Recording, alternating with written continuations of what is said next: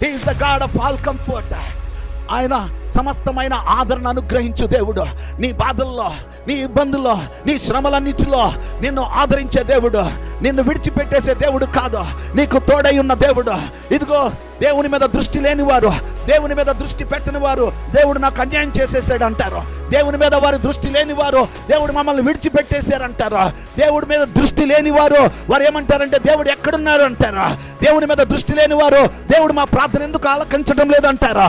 అయితే దేవుని మీద దృష్టి కలిగిన వారు ఏమంటారంటే పర్వాలేదు, ఇదిగో కష్టం వచ్చినా పర్వాలేదు, ఇదిగో ఇబ్బంది వచ్చినా పర్వాలేదు, ఇదిగో వేదన అయినా పర్వాలేదు, కన్నీరైనా పర్వాలేదు, ఆర్థిక ఇబ్బందులైనా పర్వాలేదు, ఇదిగో అనారోగ్య సమస్యలైనా పర్వాలేదు, ఇదిగో మానసిక సమస్యలైనా పర్వాలేదు, అవమానమైన పర్వాలేదు, వీటన్నిటిలో మేము ప్రభువుని మహిమపరుస్తామంటారా. దేవునికి స్తోత్రము కలుగును గాక. హల్లెలూయా. The people who have trusted upon God, they bring glory in every kind of situation. దేవుని యందు నమ్మిక ఉంచిన వారు వారి యొక్క ప్రతి పరిస్థితిలో, ఏ పరిస్థితి అయినప్పటికీ కూడా దేవునికే మహిమ తీసుకుని వస్తారా. హల్లెలూయా. దేవుని విడిచిపెట్టరండి, దేవుని విడిచిపెట్టరు.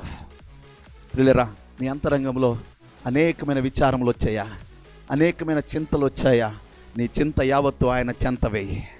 హల్లెలూయా. Get into the presence of God. దేవుని యొక్క సన్నిధిలోనికి వెళ్ళు. నీ చింత యావత్తు ఆయన పాదాల చెంతవే, నీ భారమంతా ఆయన పాదాల చెంతవే. ఆయన నీ కోసం చింతించుచున్నాడు.